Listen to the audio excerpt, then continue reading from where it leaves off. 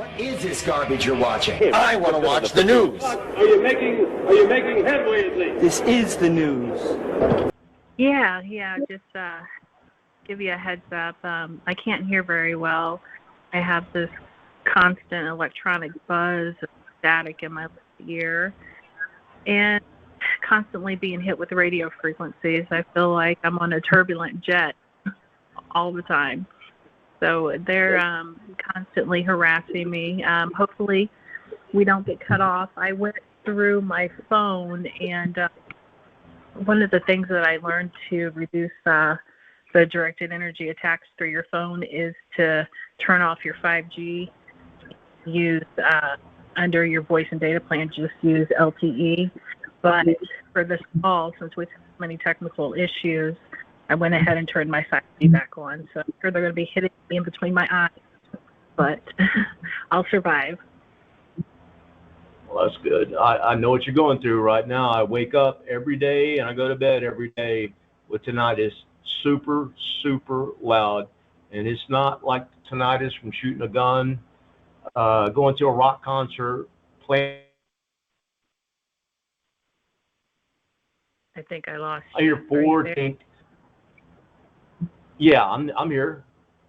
Okay, you cut out for a minute. Oh, I'm sorry about that.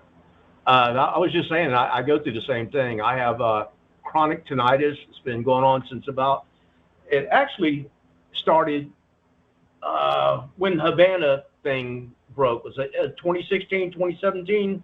That's when I started noticing it. And like I said, I hear 4 distinct tones. It doesn't sound like anything that's normal tinnitus. But anyway, it's not about me. It's about you.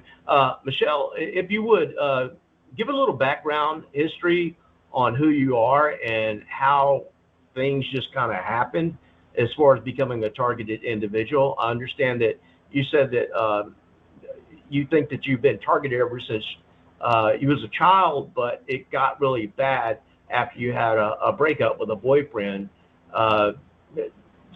And on top of that, you get severe hits, targeting with DEWs, I believe, and other radio frequencies. You've had a host of tests done, and we'll get into that, detecting radio frequencies that you're being bombarded with.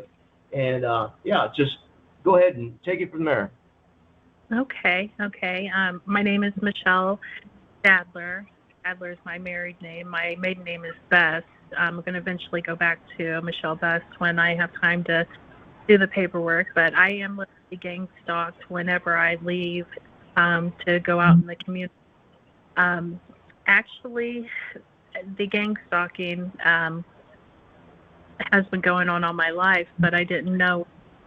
And actually, with getting hit with directed energy weapons, started for me in 2008. I was working for a company, and I was being sexually harassed by the sales executive and a district manager there. And I filed an EEOC report for sexual harassment, and they did a buyout with me.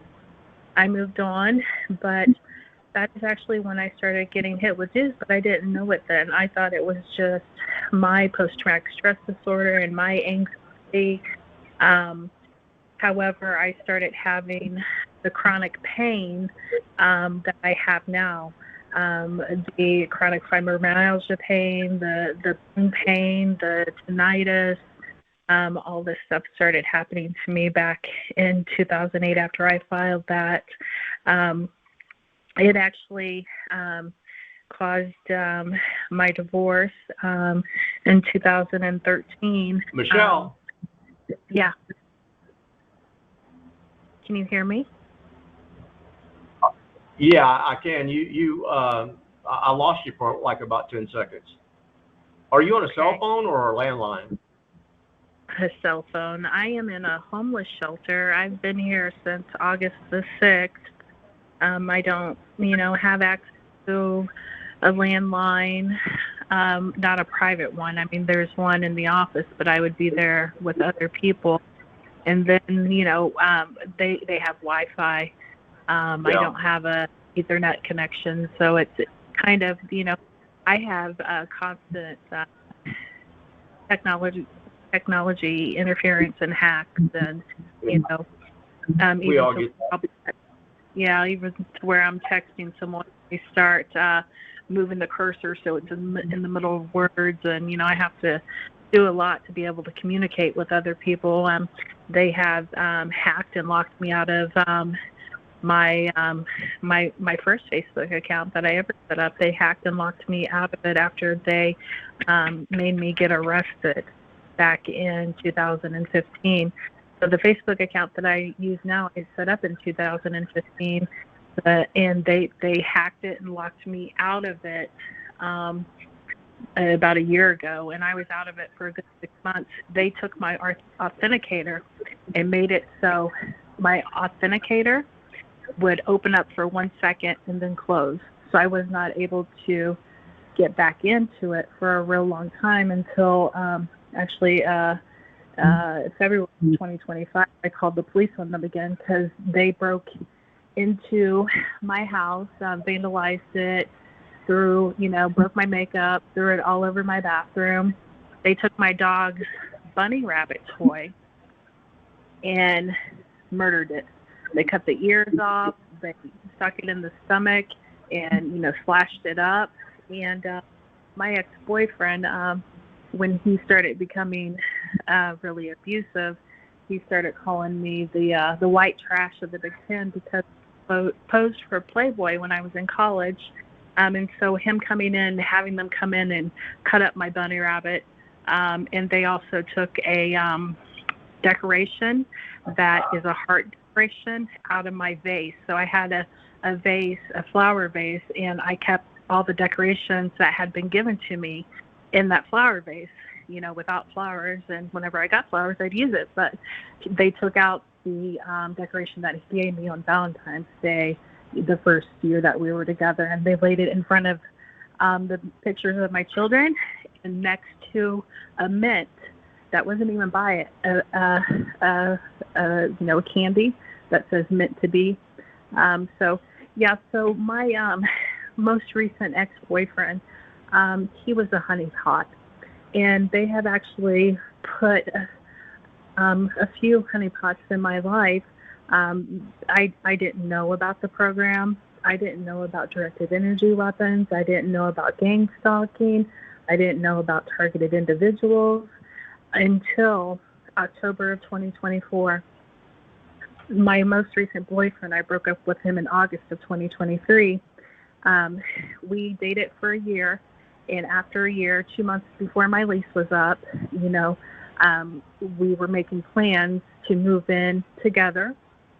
He worked in apartment community management, so he was a maintenance man for years, and then he was an apartment manager for years, and he did acquisitions and all kinds of different things for this big asset company. He told me, he said, yeah, we'll move in together, and we're going to build this life together.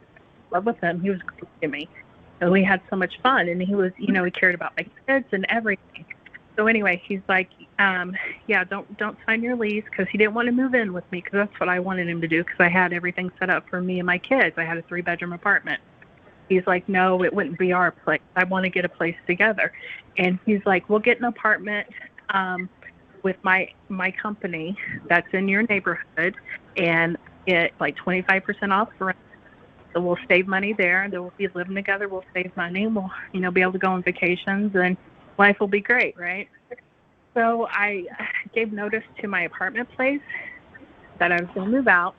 We applied for his apartment, and I got denied for my criminal record. He had worked for that company for over 20 years. When I got denied, I was so shocked. And then he's like, well, hey, let's apply for houses, that way we'll have more privacy or whatever. I'm like, okay. He's like, because I'm not going to get my discount. And so we applied for a couple houses, and I got denied for my criminal record. I have gotten places in my name before with my criminal record. My criminal record is not that bad, but I do have a felony from running from the police because of the gang stalking and the targeting. But anyway, so we were not able to get a place in both of our names. And I could not re-sign my lease at the apartment I was at, and they didn't have any other units available. So I was stuck letting him sign a lease without me on it. And the day we moved in was the day the abuse started. He started getting distant before the move. He didn't want me to help him move his stuff from his apartment into our new house the day that we got the new house. He said his daughter was going to help him. And I'm like, well, that's okay, she can help, but, I definitely want to be there, and help you. This is our place.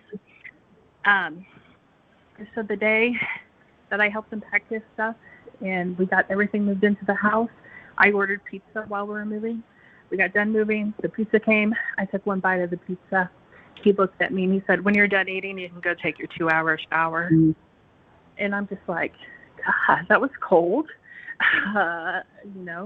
rude. But it just began there that he started being controlling and obsessive and jealous of my kids, my family, my friends, started isolating me from everything, starting fights constantly.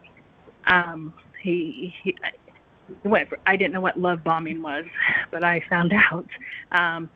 So after living with him for a month, I actually had police on him because he locked me out of the house and told me he was going to keep all my stuff, which, completely broke my heart because before we moved in together, it was like, okay, I had a really bad divorce and I lost everything. I gave everything, the house, all the belongings, furniture, everything, left it there because that was my kid's house, and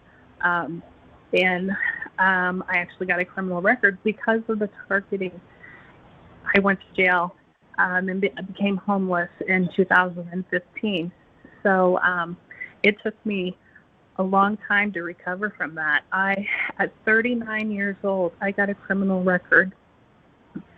And I never had one before, and everybody turned on me. So what was happening is I started getting targeted with directed energy weapons in 2008.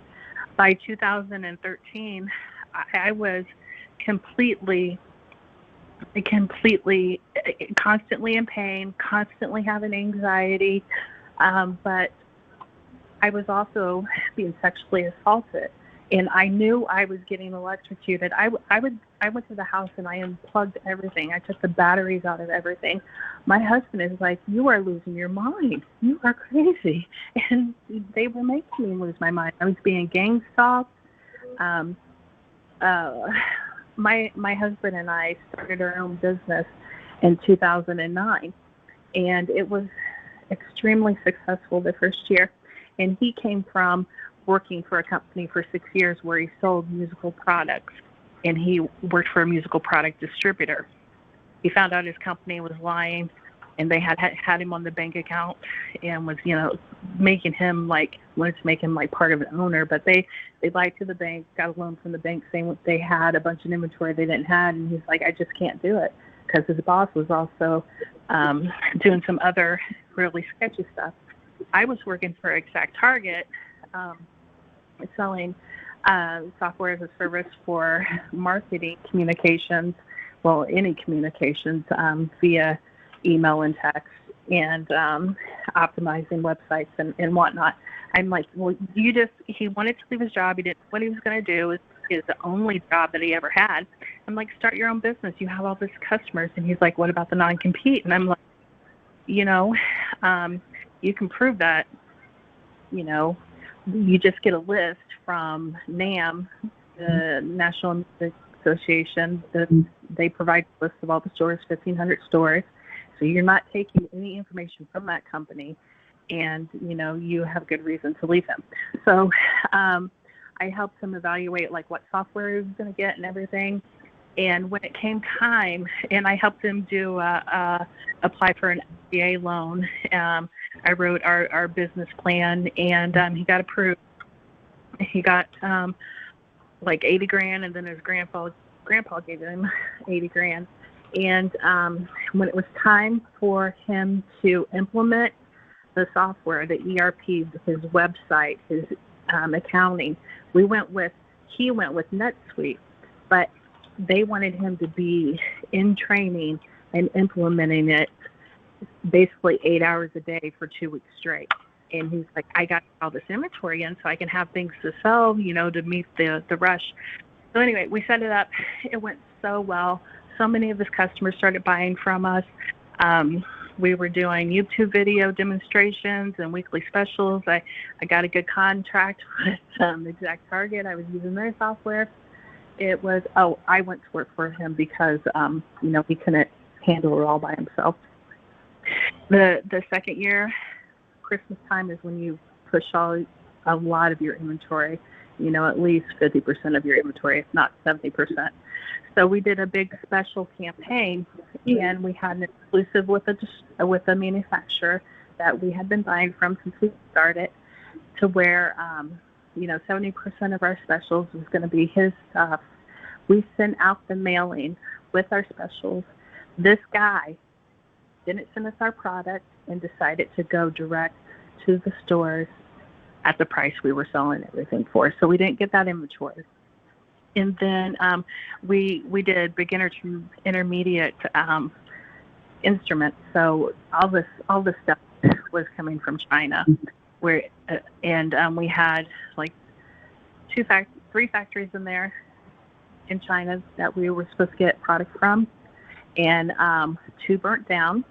And then after that happened, tsunami hit, and we also had a container of private labeled guitars that didn't come to us. So it was like the perfect storm. We had no idea, we had to close the business. I started looking for other jobs, and I've been in outside sales all my career at that point, and I applied for a job with the office supply distributor. And these people, after I got the job, I interviewed with like 2 people, and it was great. After I got the job, I started getting sabotaged at work, and like I was essentially a major account. I was a CAM. I forget the acronym. My brain's not working right. But I started getting sabotaged at work with people that I worked with, to where, like I needed something to deliver, a proof to be delivered to a customer, because I used to work for FedEx office doing printing, and they also did printing there. And like people just, one of the guys I was supposed to work with, he told me not to call customers. So I was supposed to call customers and grow the business. And he's like, I don't want you calling my customers. I went out to a customer site with someone else, and I took pictures of a project that was done, and I got harassed for taking pictures of that. Like they were saying that I was, spread some kind of rumor that I was there just to get intel and to take it back to my old employer, which was the furthest thing from the truth. So I used to work for FedEx office, and I worked there for 3 years. FedEx did a mass layoff of everyone on the sales force in my position a month before I was to leave for President's Club. I was at 400% of plant. So if I go back looking at all my jobs, I've been sabotaged at all my jobs. And people, in my life, have said, God, you have the worst luck. Some people have said, I think you're cursed, and I am. I really think that I'm cursed by these evil people that somehow, have infiltrated my life. But it goes all the way back to, as far as I know, my grandmother. But it also might even go back further to her dad. Her dad was. Let me ask you something, Michelle. What were you experiencing as a young person, and what was your grandmother experiencing as far as being targeted? Yeah. So as a young person, my mom had me when she was 15 years old, and I grew up without a dad. I was always told that my dad was a very bad person, that he was abusive, he beat her up when she was pregnant with me, that he was running jobs for the mob, he was very dangerous, never, ever, ever, talked to him or anyone in his family. So that's what I was told when I was young. My mom, she was very abusive, and she was an alcoholic. She did coke there for a long time and was selling it with a friend as well. They were major traffickers, actually. My mom was, that song, Let's Dance with Mary Jane, she's a pothead. She wasn't around a lot. I was an only child. I was responsible for taking care of myself, taking care of the house. And she worked, when she was 18, she got her GED, and she took typing classes, and she started becoming a secretary. And she would work for construction companies. And I say construction companies because she would have a job for a few months and then be fired or something happens. I don't know. I was young. I just know that she lost her job a lot, had to get new jobs a lot. We moved a lot. My grandma had a total of 3 girls and 1 boy. My youngest aunt was only 6 years older than me. So my mom would drop me off at my grandma's a lot. A few times we had to move in with my grandma, but I was closer to my grandma. My grandma was nice to me and cared about me and loved me and protected me from my mom. And so growing up, it was very, very unstable, a lot of domestic violence. My mom was beaten up so bad one time by a trucker that she almost died. So I even remember thinking as a young child, one day some man is going to kill me, because my mom told me, that her dad was extremely abusive and, very violent. And so that's where it came from with her. And so I've always been very, very reserved. I'm scared of anger. I don't entertain that. Very much an empath. As far as being a young person and being targeted, can you give some examples of what you thought was or what was happening as far as being targeted? Any specific things about people in black cars or suspicious people, strange interactions with people? So my mom would get very abusive. When I turned 12, I started fighting her back, and we're just running away. And so on my 13th birthday, she thought I did something that I did not even do, and beat the living hell out of me. And I ran to the neighbors, and it all continued. I ended up being made a ward of the state of Indiana. So I was put into the Guardian's home. So the Guardian's home was full of children that had been abused, and they were very violent. So I would get attacked by these kids, and they would seem to know things about my life that they shouldn't know. And I ran away 29 times as a kid while I was in the system, because I was constantly being abused in whatever Guardian's home, family support center, or group home that they put me in.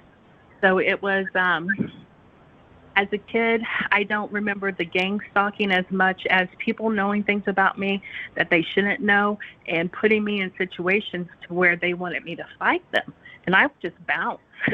I'm like, if I get bad energy from someone and I'm scared, I remove myself. But when I was 17, I remember being gang stalked.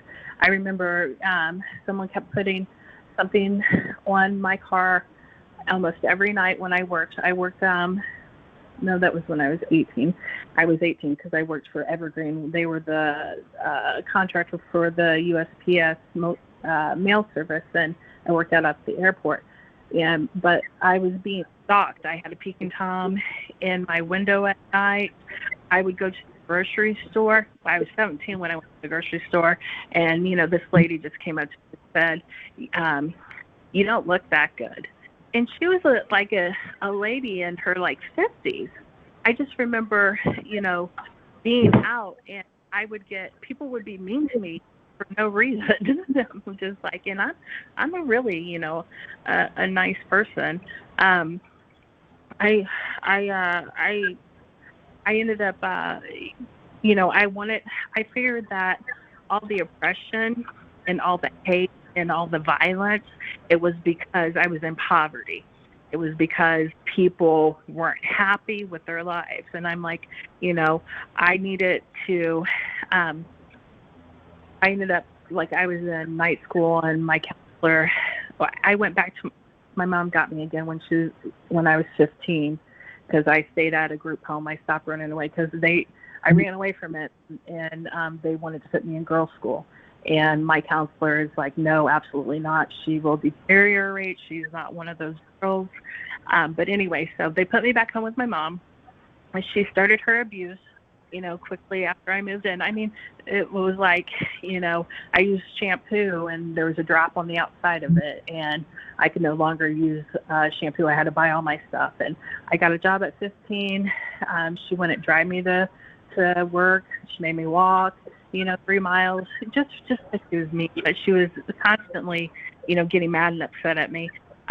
And then she kicked me out, and I was pretty much on my own ever since 16. I was emancipated when I was 17. But I figured I needed to have a good life. I needed more money and job stability. And I'm like, I wanted to go to college, and I did work myself through college at IU. And so the first job that I got when I went to school, when I went to college, I joined a business fraternity because I couldn't do a sorority because I'm not rich and have a horrible childhood to really click with those kind of people. So I did business fraternity. I was totally focused on getting good grades and getting a good job. I met my college sweetheart when I was a sophomore. He was 2 years older than me. He graduated before I did. So the first Christmas that I went to his family's house, his mom said, "I'm so sorry about your grandmother." And I'm like, "What are you talking about?" She's like, "Your grandma passed away." And I'm like, "No, she didn't. My grandma was fine." This woman, my college sweetheart, mom, was the social worker for my dad's mom and my dad's dad, and they both died. I guess that would be my year within a week of each other. So that's just something strange how they bring people into your life that are associated with your life in a way. I mean, this guy was, from a small town, not close to me or anything like that. So it was kind of weird. But anyway, so he graduated 2 years before me. He went and worked for Parker Hannafin. They put him on a training program to where they flew him back home to me every 2 weeks. And then on the other weekends, I would try to go and see him depending where he went. So every 3 months, they put him at a different facility. And he finally chose his permanent job in Cleveland, Ohio. So I am getting ready. I'm a senior. I'm interviewing through the business placement office, telling everyone I need a job in Cleveland. And I wanted to do pharmaceuticals because I was a nanny for a woman who did pharmaceuticals one summer. And, she told me she would help me get a job. I interviewed with her company out there. They didn't have positions, and I wanted to do pharmaceutical sales because she was making really good money and it seemed like her job was easy. So anyway, that's why I wanted to do pharmaceutical sales. I had no idea actually what all is behind it. But so I'm interviewing, getting turned down by everybody. And then I interview for this company. It's a dental supply company, one of the big two ones, and tell them I need to go to Cleveland. The guy's like, "I think we can make that happen."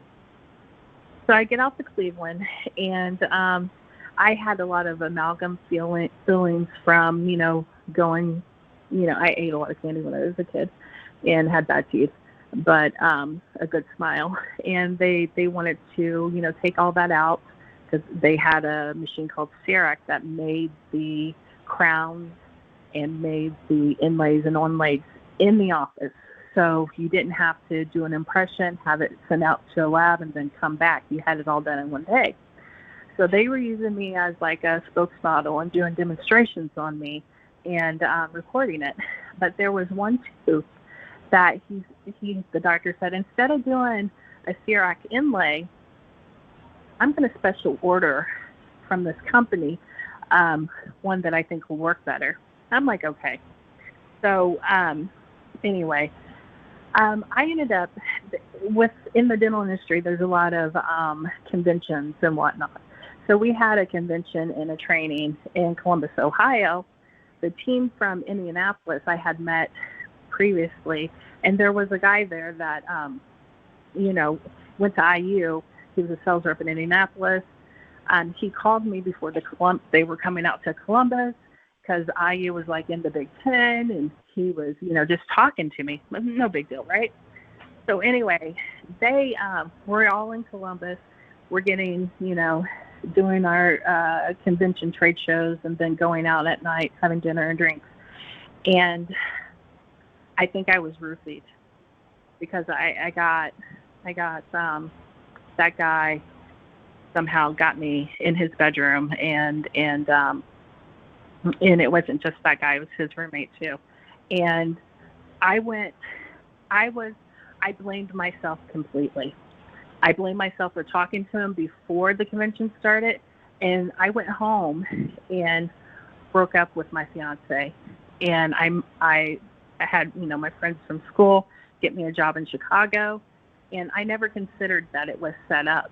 But looking back in regards to that implant in my tooth, when I became homeless, when I got a criminal record and I became homeless in 2015, that tooth, I did not sleep. I did not sleep for 4 years straight. No shit. No lie. That tooth squeaked all night long where that implant was. And then when did you get the pulled out? The gang stalkers that started stalking me after I broke up with my most recent boyfriend. I broke up with him in August 2023. And as soon as I got into my own apartment, I started having home invasions, property damage, being followed. Technology. Hey, Michelle, getting back to your tooth. They ripped it out. Did you get they ripped it out? While I was how did someone, they ripped it out while you were asleep? Yes, they broke my tooth and took it out while I was asleep. So my gang How could stalking. they do that without waking you up? Chemicals. Okay. I've had to where in that apartment at night I would start to smell happy gas. So these people have done some really sick things to me. The first guy that I started talking to after I broke up with my ex-boyfriend, we're like, we're going to do a 90-day plan, let you get over the trauma of being with him, wait 90 days before we become intimate, because if you become intimate, you start to build faster, you start to connect or attach. Hello everyone, welcome to the Was that you? What'd you say? Yeah, something went off on my computer. Okay.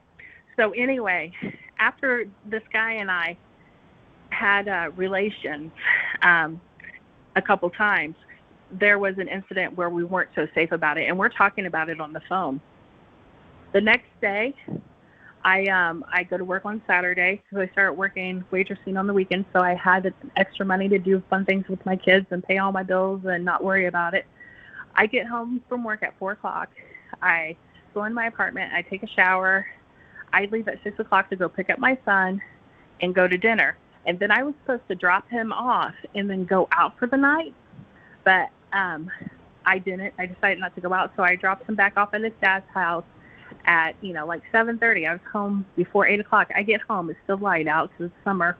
There is a nest with 2 baby birds in it that are almost dead on my front porch in my new apartment from leaving that psycho turned on me. And the thing about it is there was nowhere that could have fell from.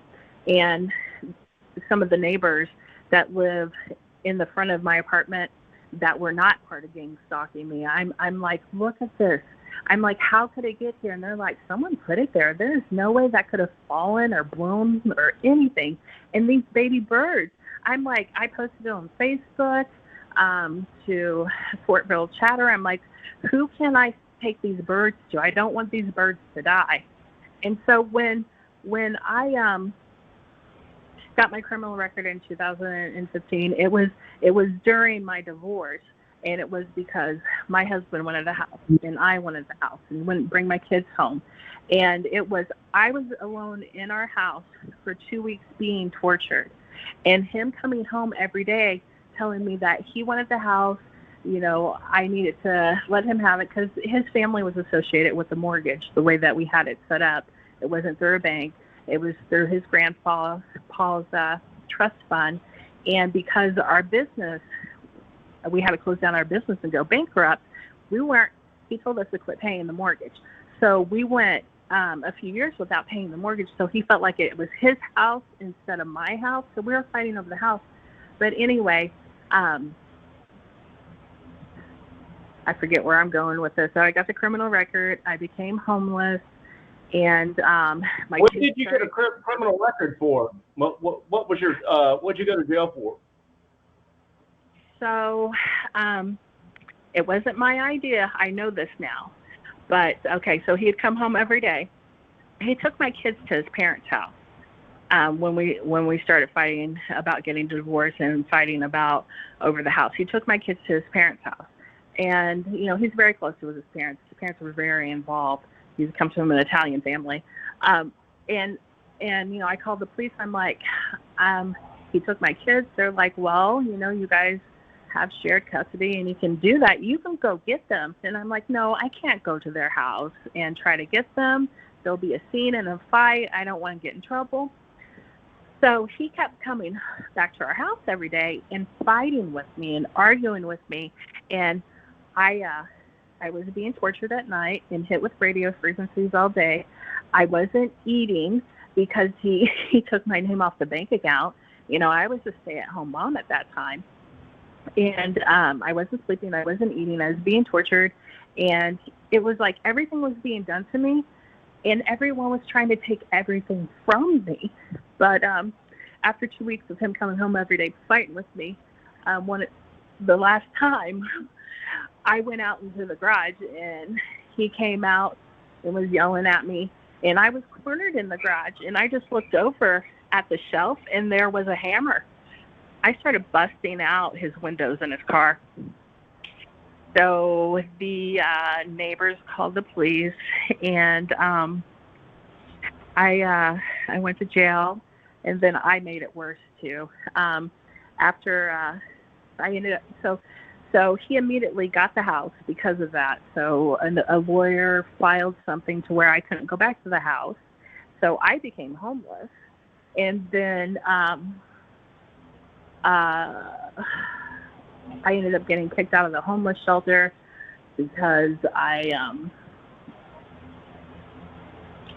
How long were you in jail? I was in jail like basically overnight or whatever. I got put on probation. I missed a probation. So you was only there overnight, right? Just one day? Let me tell you a story. No, I ended up going to jail for 90 days. I ended up going to jail for 90 days with me getting out on Christmas Day. I mean, how poetically tragic is that? The on Christmas Eve, we're right next to the ice wing, and they're yelling all night, "You're terrible mothers. Your children deserve better. Your children are not going to have a Christmas." So they're harassing you in jail?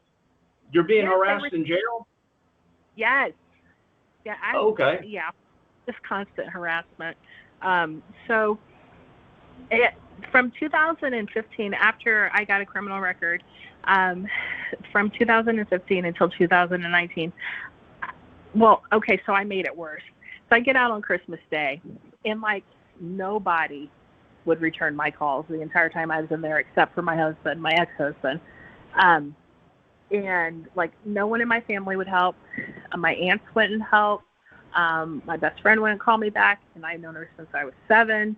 And finally, my husband gets a car to pick me up, a taxi to pick me up, and just go ahead and take me to one of my aunt's house. And my aunt Tina, she lives in my grandma's house. So,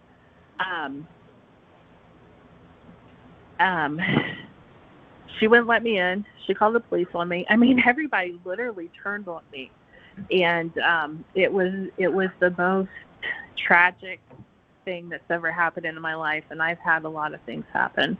You know, lost custody of my when people kids. turned on you, what was it? Because you was trying to explain what you were going through, and they were saying something like, "Oh, well, you're crazy," blah blah blah blah blah. Because that's what I was getting before I knew I was in the program. Before I knew I was in the program, I couldn't explain what was going on, and when I would try to tell family members or friends, they'd, "Doug, you're crazy," and they didn't want to listen to me. And then, you know, after I found out what the program is, what's going on, classical conditioning, operant conditioning, how the program works, how the Stasi created it, and you know, now I can articulate. They're going, okay, yeah, I understand. And you know, I was just wondering, because that's usually the main reason why people stop having anything to do with a targeted individual. It's not necessarily because they're in on it. It's because people literally think that you're crazy, and they don't want to have anything to do with you. Because I've had a couple of friends tell me that, yeah, Doug, we had to just let you go, man.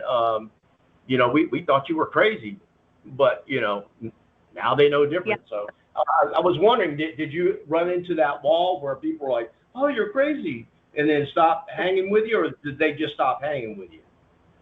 No. So, you know, I started getting hit in end of 2008, beginning of 2009 with directed energy. By 2013, I was in chronic pain. I was on all kinds of medications. Nothing was helping. And I don't know if you've been sexually assaulted with directed energy weapons, but I have. I was, you know, I didn't know what the hell was going on. I mean, I got electrocuted at night too. You know, I didn't know how to explain it. I knew it was happening. I knew something bad was really happening. But so I started acting crazy, and I kept leaving the house because I would get hit in the house, and I would go sit in my car and, you know, try to recover and whatnot.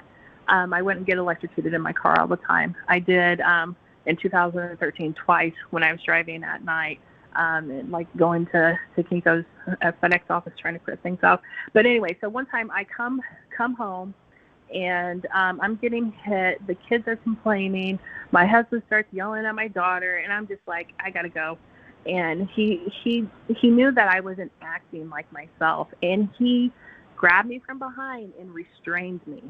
And it just triggered me into a post-traumatic stress disorder, that I'm being sexually assaulted, because I had been a few times as a teenager, and bad stuff when I was a kid too. And I was getting hit in my privates that night. So I left, and I drove myself to the hospital. And I told them that my husband tried to assault me, had the police come. They did all kinds of blood work on me. So my doctor, while I'm getting hit with everything and getting tortured, you know, our business fails. You know, I'm sorry, I get a positive ANA. I mean, they were, you know, doing so much damage to my body. My doctor tells So me, did they run a toxicology report on you? You said that you've been drugged in the past, and aerosol and all that. Every time that it happens, what I want to know, do you go to the doctor or go to a hospital every time you suspect you've been drugged to get a toxicology screen? No. So back then, no. Because it's an aerosol, like pepper spray with some other chemical in it that I get hit with. When I leave out in the community, they started doing that to me in March of 2025.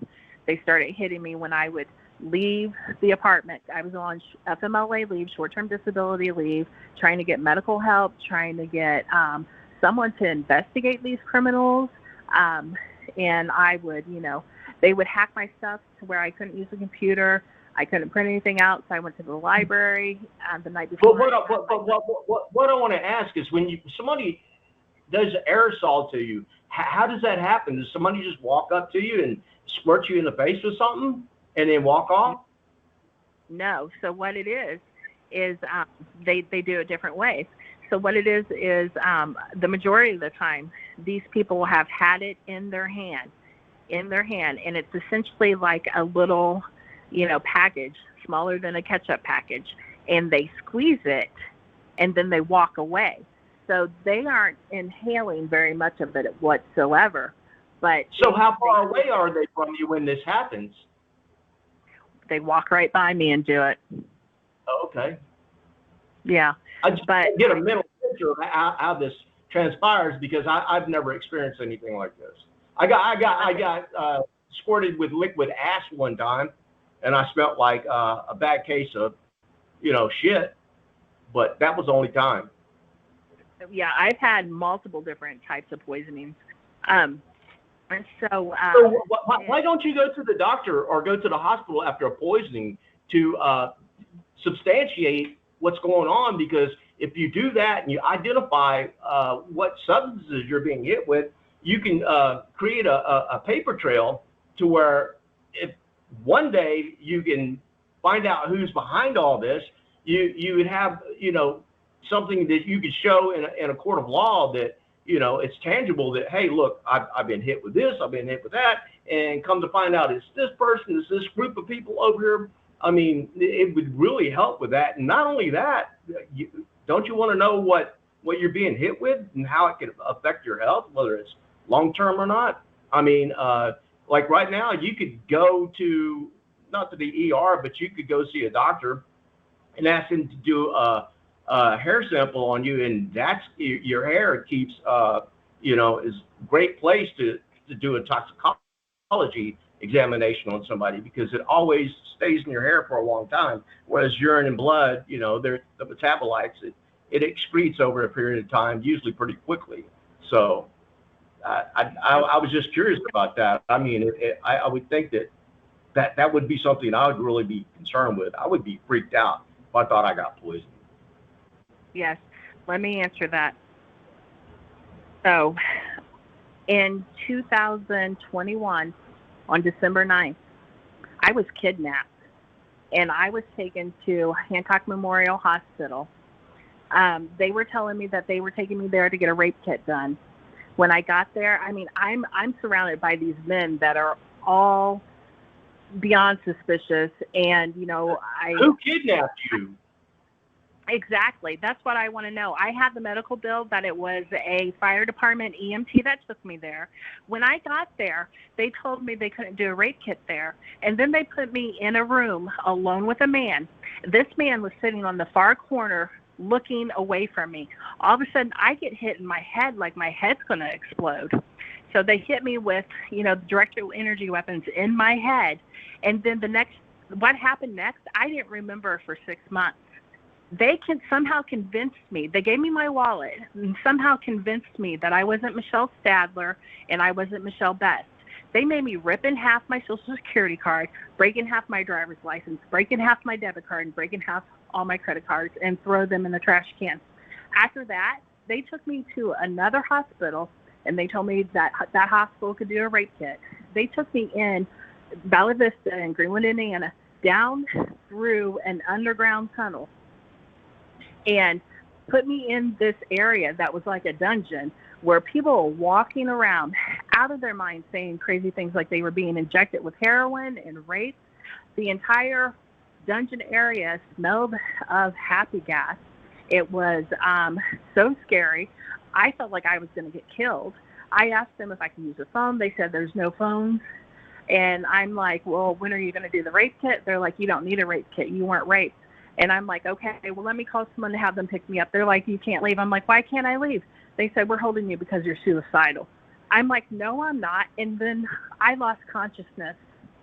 I don't know what happened, but I remember waking up and being in a general area full of a lot of people. They made me have an orgasm in front of everybody. And then I passed out again. They had me in that area for like a week. And then when they put me in another area, this is after they have, medicating me for a week too. They put me in another area. My either my cousin or my half sister, I'm not sure if she's my half sister or not. I think she is. I think she was sold, but she was in there. A woman that I was in jail with from 2015 was in there, and then my old boss's adopted kids. The mother's boyfriend was in there. So I had like these weird people in there. They were doing street theater with me. They were hitting me with directed energy weapons. They made me think we were at war. I was rolling around on the ground, dodging bombs. I thought there was a fire. I was pulling people out of the fire. Then they did this sick voice of God stuff to me. And, I had this, fake spiritual experience. These people tortured me in the hospital for 3 weeks with directed energy weapons and radio frequencies. They even did the Achilles heel to me, and I was begging for medical attention. They brought in the EMT, so I had paid extra for that. Basically, when they discharged me from the hospital, I was homeless because of the trauma that they made happen at my boyfriend's house. I had no identification and no money and barely any memory. And they discharged me homeless on New Year's Day of 2022. Thank God I still remembered my ex-husband's phone number because he's had it so long. And I called him, and he put me into a hotel room. When they gave me my belongings, I couldn't find my wallet. And I said, "Where's my wallet?" And they said, "Well, it must have gotten stolen." And I had, luckily, I still had my phone, and I was able to call him. He put me in a hotel room. I had to jump through hoops to prove who I was to be able to get access back to my bank account. The only thing I could get was a print off from the DMV. I had to set up a P.O. box at Staples. I had to get a woman to sign an affidavit and to notarize it. And this woman, I didn't have enough information for her to do it, but she did it anyway. I got access to my bank account, and they were charging Airbnbs in California on my bank account after I was discharged from the hospital. I solely believe that these people were planning on completely eliminating me or kidnapping me again and taking me somewhere else, because if people would have started looking for me if I went missing, they would have eventually looked at my bank account and saw that I was charged. What all that is, I've been through something similar. I was on benzos off and on for 20 years, and I ran out of Klonopin, and I went into withdrawals, and I ended up going to the hospital to either get off the medicine or get a dose of Klonopin, because I was starting to get delusional, and I knew it. And they ended up keeping me at the hospital, and the doctor took me off all my meds, started putting me on other meds, and they kept me there for like 9 or 10 days. And everything that you're talking about, there were people that were there that I knew from other places, and there were people coming in who were not patients there, who were doing street theater in front of me. It was a bizarre thing. And the only reason I got out is because I started complaining of pain, and they sent me to the ER, which is a different section of the hospital, which is by van. And I had to go twice, and both times I was there because I was super dehydrated. And after the second time, they discharged me, and I got out and I went home. But yeah, I totally know what you went through. That all that stuff, what they're trying to do is instill fear in you. If they wanted you dead, if they want any of us dead, they don't have to lay a finger on us. They've got technology that they can kill you immediately, make it look like you had a heart attack, stroke, any way. They just do that because I don't know why they do it, but I do know one thing. It's to instill fear into you. And they're trying to do mind control. They're trying to break your will, your spirit, and all that kind of stuff. But only they really know, and only God really knows. But the thing about it is keep your head every time stuff like this goes down. Hey, Nicole, we're running out of time here. Got about another 10 minutes. I really want to get into this testing that you had done at, what's the name of the place? So the name of the company that Jesse Beltran works for is called Mind Nexus Live. And then the reports are from Cosmic Connections, which is part of his company called Mind Nexus Live. So Yeah. I went out to New Jersey to get diagnosed with Havana syndrome and other health incidents caused by being electrocuted with electromagnetic pulse radiation. I also have forensic evidence that I was being tortured in my apartment with these weapons as well. So anyway, when I was out in New Jersey meeting with Dr. Shajenko, she has her degree in psychiatry. She is a neurologist and a neurophysicist. So while I was out there, I went to a clinic that was in Long Island that was hosted by Gaji Justice. She is on the advisory board for Targeted Justice, and she had a scan clinic there.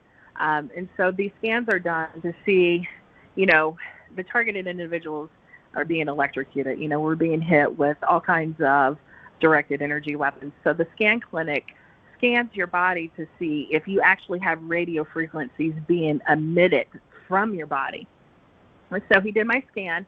There are 12 places on my body where I am emitting radio frequencies from my body. And with radio frequencies, they have to be registered with the FCC. So the radio frequencies that are being emitted from my body are owned by the Department of Defense, their research agency, DARPA, also the National Institute of Health, as well as the CIA, the military, and the Navy. And Department of Homeland Security. So the purpose of doing the scans is to narrow down what's happening to you and to have record of how you are being experimented on.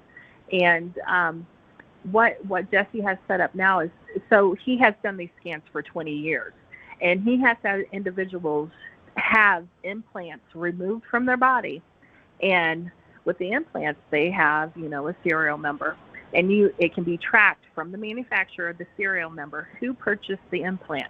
So the person that purchased it is responsible for having you implanted, right?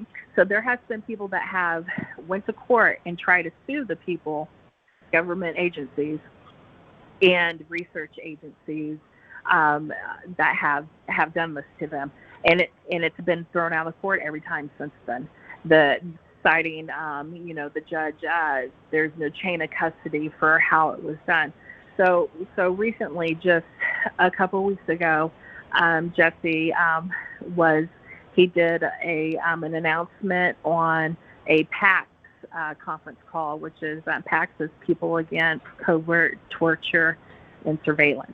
So on this conference call, he announced that he is able to secure a surgeon that will remove these and has set up a chain of custody process that is legal and cannot be thrown out of court.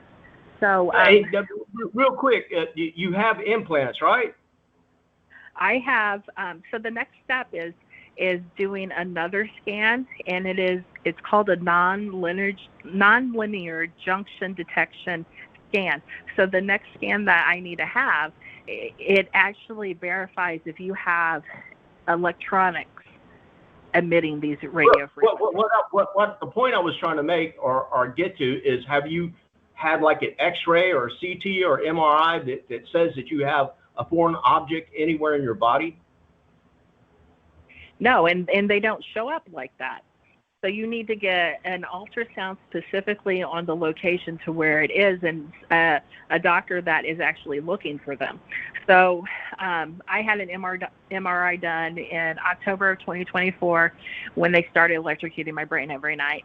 That was like after 2 weeks of it. My MRI was completely fine. In June of 2025, I had another MRI, and I now have spots all over my brain from them. We call it Havana syndrome, but it's essentially a brain injury that they're causing when they're electrocuting your brain.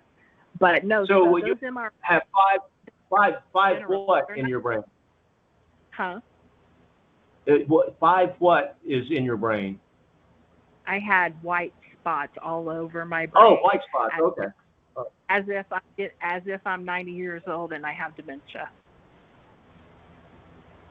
So these Oh, I'm sorry to MRIs, hear they're not looking for something that is the size of, you know, a piece of rice. You know, they're not trained to look for these things. So we now have someone that is trained to look for these things and has set up a process to have them removed with a chain of custody, a legal chain of custody process to where a judge cannot throw it out.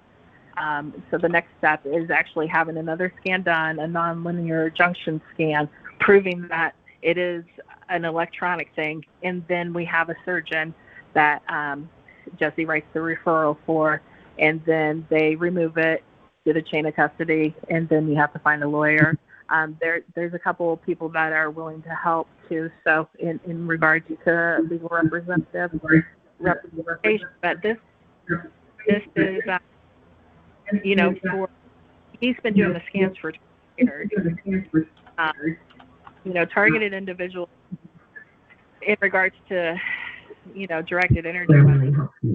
They go all the way back to the 40s and 1960s is when they started the, you know, the V2K radio frequencies, you know, hitting your ears and all that good stuff.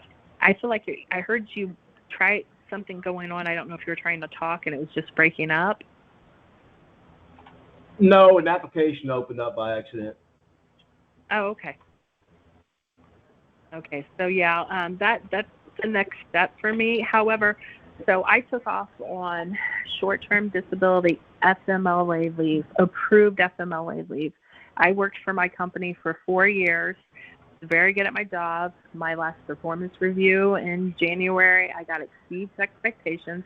We had 8 customer service reps, and my boss told me he's only allowed to give 2 exceeds expectations. So, you know, I was top in regards to performance. When I was on FMLA leave, and then I filed my short-term disability. It took 8 weeks to get my short-term disability pay approved because of delays in processing paperwork and yada, yada, yada. So when I get back, actually the night before I start back at work before leave, I get hit in the head, you know, and I have vertigo and a concussion and everything the next day. I did my job and everything. 1 week went by. On Friday morning, I went back on a Friday, like the 4th, and on the 11th, my boss called me in the morning or sent me a message on Teams in the morning and said, hey, can we have a quick call? And I got hit the night before that too. And so I was in so much pain, but yeah, I told him, yeah, I'm available. He calls me and he said, well, we need to talk. We need to talk to you because we decided to terminate your position. And I said, why? And he said, because of loss of revenue. And I said, oh. And he's like, I'm going to turn you over to HR. HR said, and I'm like, why did you terminate my position? And she said, well, a lot has changed since you've been gone. And we decided to terminate your position because of loss of revenue. And they locked me out of everything on the 11th. And they told me they were going to offer me a severance package, that I had 2 weeks, that they were going to pay me for 2 more weeks regardless of if I take the severance or not. And, you know, I called the EEOC and I'm like, I was on FMLA leave and I come back and they tell me they terminate my position. Isn't my job supposed to be protected? But also before I went back to work, when I signed my fit for duty form, our leave of absence team told me if I needed to take more time off, I still had 4 more weeks of FMLA, and I still had a bunch of short-term disability available too. And, you know, because I was so hurt, I went ahead and called and asked to extend my short-term disability, you know, while I was still employed, and they also extended my FMLA leave. So I was technically fired while I was on FMLA leave. And They didn't pay me for my 8 weeks of short-term disability until the day they fired me. So essentially, they had to pay me over $8,000 and fired me that day. And my medical bills from everything that's been happening to me my is fully insured, meaning that they partner with insurance companies. The insurance company pays the medical provider, but with them being fully insured, they pay for every single claim themselves. It's not like a gambling process with them. They just pay it all. So, yeah, I was terminated basically because of my disability, and my boss knew everything. So the whole reason that I found targeted justice, because when I had the horrible experience with living with my boyfriend at the house, and I had to move immediately and take time off immediately, he knew about that. And then once I found out I was hacked when I was living on my own, it was my work phone. And, we tried resetting my Apple ID, and that didn't kick them out. They were reading my messages before I could. It was obvious. And my friend, told me they had to clone. They probably cloned my SIM card. The only reason, the way to stop him from hacking me and stalking me is to get a new SIM card, new phone number, new iCloud. And with it being a work phone, the only way to get a new SIM card was to tell my boss. So I told my boss about it, and so my boss was involved. My boss and I was very close. He was a very good Christian man, and very, we had a great relationship. So I know he never said anything, we need to fire this girl. No way, no how. But new leadership got hired into my company at the beginning of 2025. And, I in regards to the gang stalking and how deep it goes, there are at least 2% of every company has deep state gang stalkers employed for them. Any corporate company, Fortune 500 company. And those are the ones that I had worked for previously, besides 2 startups.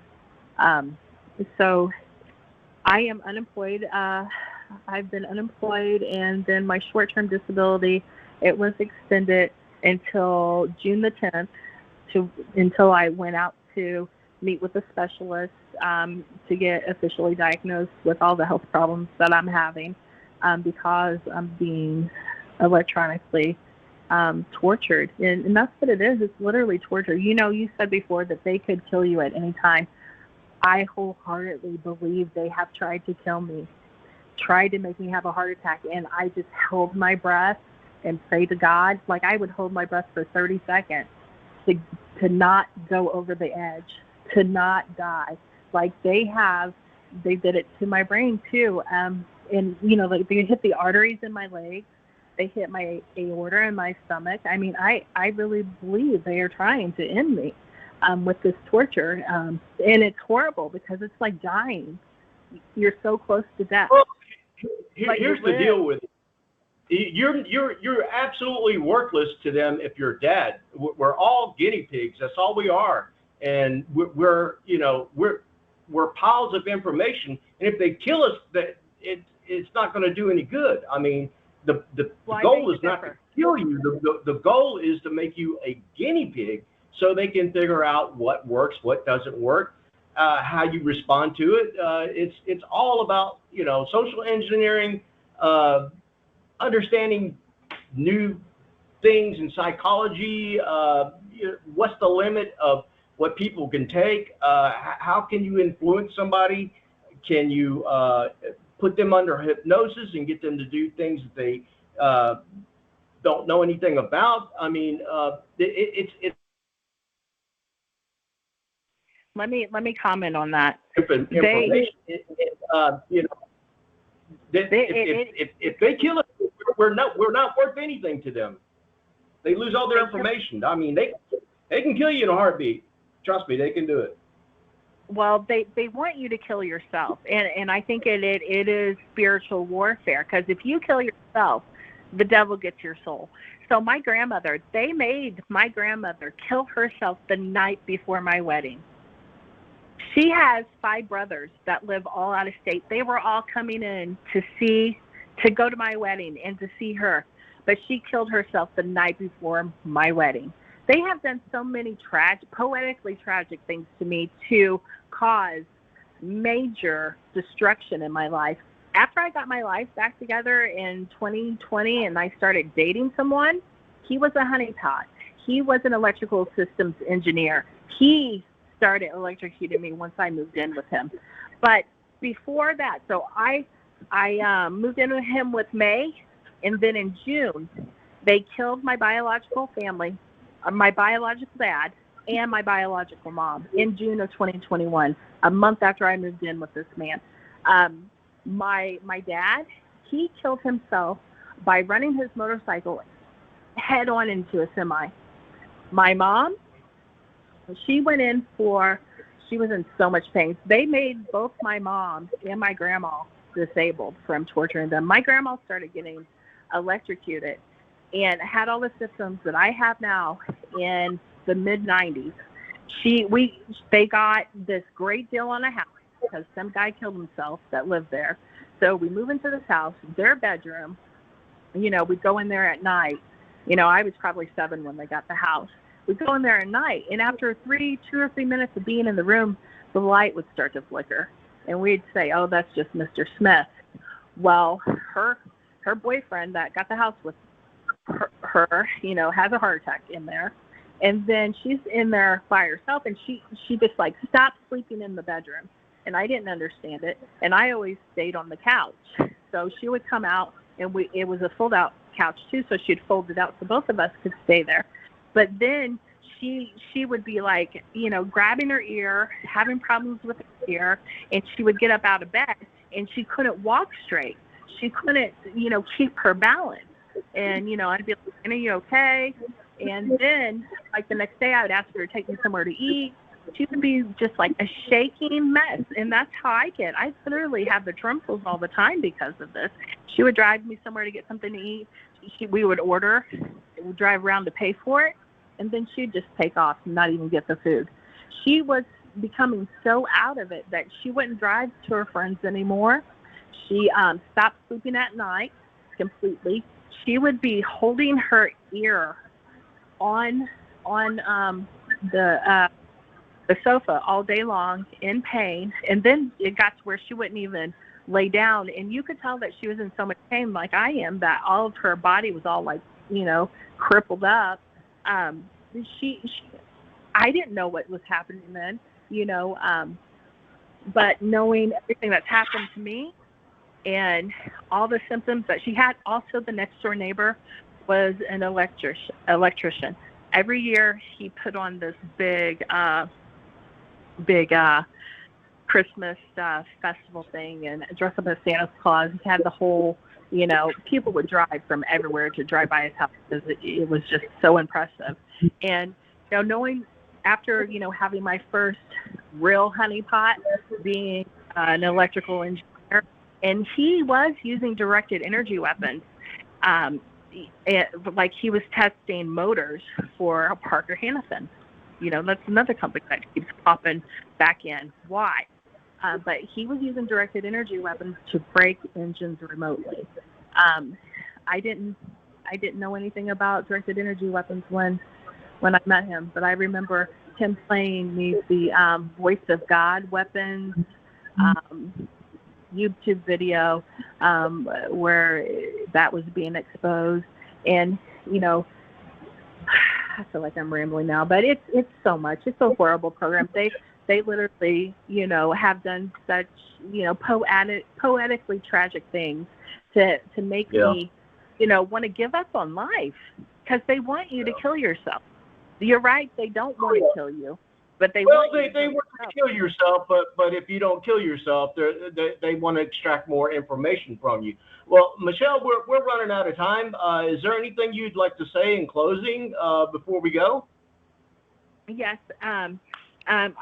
I do need some financial help to get back on my feet. I am in a homeless shelter, and I need to relocate to a safe place. And, my short-term disability got delayed, and it's in an appeal process, and it will be approved. But these gang stalkers, have delayed paperwork, and it's been, it has to go for 8 weeks and then be submitted for another 8 weeks, another 8 weeks.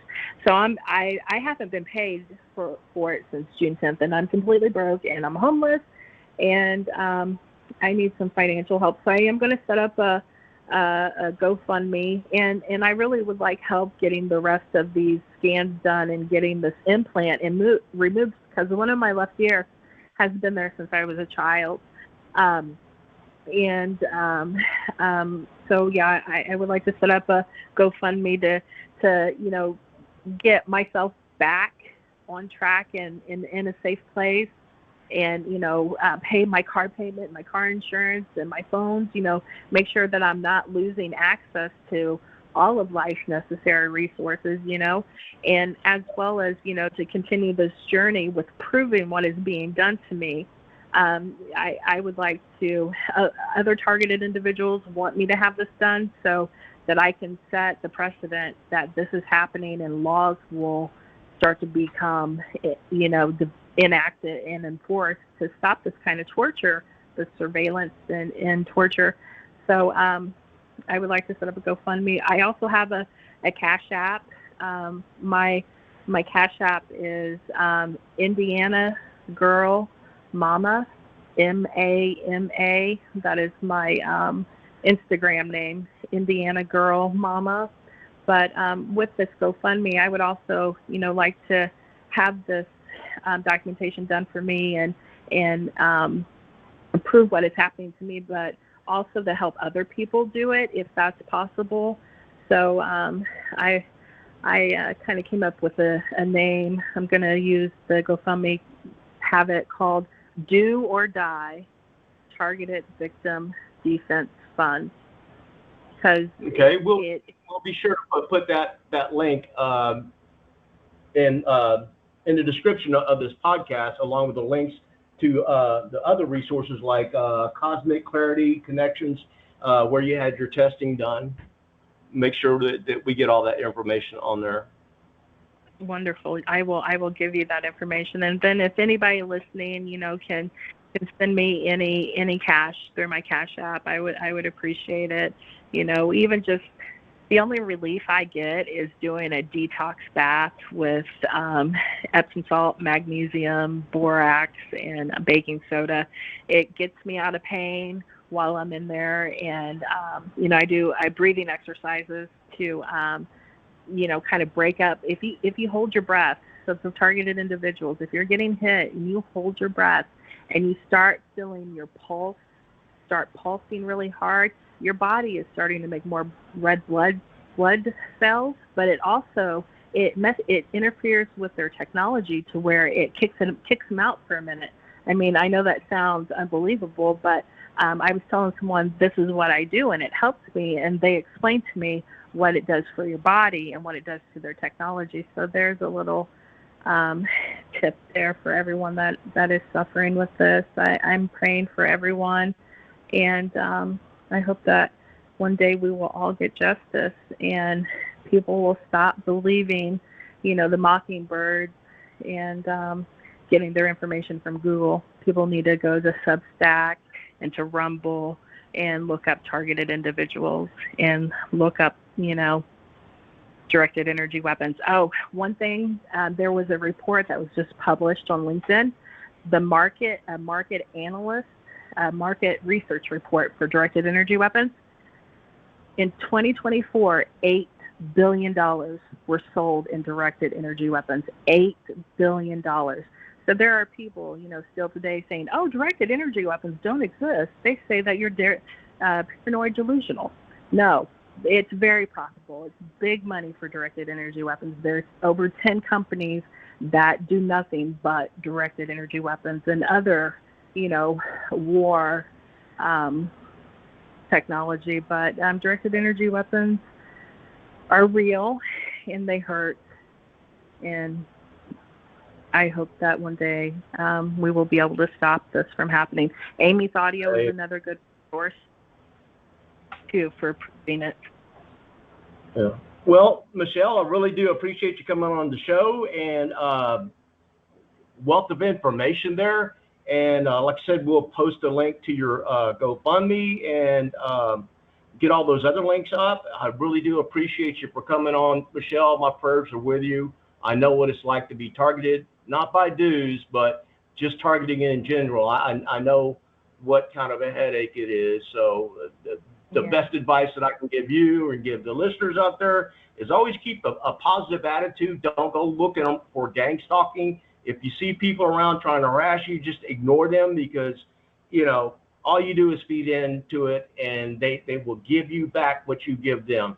So if you give them your time, your effort, your resources, and you pay attention to them, they'll keep coming after you. But if you ignore them, you know, most of the time they'll get the message over a period of time. It takes a while for people to back off, but just pray and stay in the Word, and you know, keep your head up. I really do appreciate you coming on. Thank you, and that's going to do it for this podcast. Good night, Michelle. Thank you. You too. Bye-bye. Bye-bye.